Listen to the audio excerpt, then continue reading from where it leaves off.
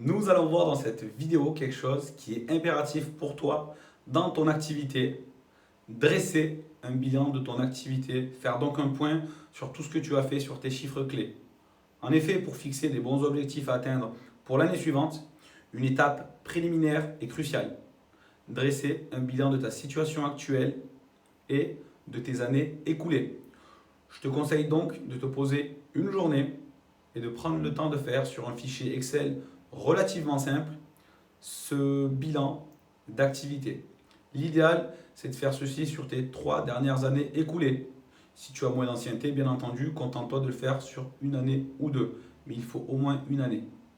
Pour avoir une idée précise de ta situation, tu vas devoir analyser tes chiffres clés.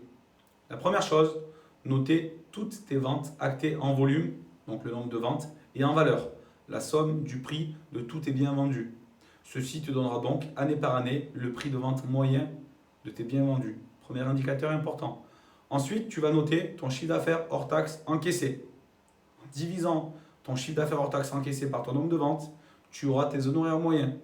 Deuxième item relativement important à connaître. Ensuite, tu vas étudier tes mandats en cours.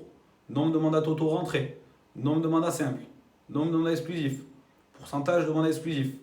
Ceci te permettra de connaître tes taux de transformation par type de mandat. Voilà à nouveau un item hyper important. Ensuite, tu vas étudier le nombre de rendez-vous vendeurs réalisés afin de connaître tes taux de transformation, mandat rentré par rapport au rendez-vous vendeur que tu as fait.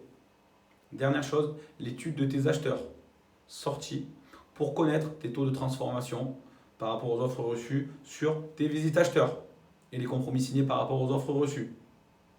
Je ferai un live sur Facebook rapidement pour t'expliquer comment faire ce bilan d'activité qui est primordial parce qu'une fois que tu auras fait ce bilan d'activité, tu pourras faire un business plan pour l'année suivante et ça, tu le verras sur une prochaine vidéo.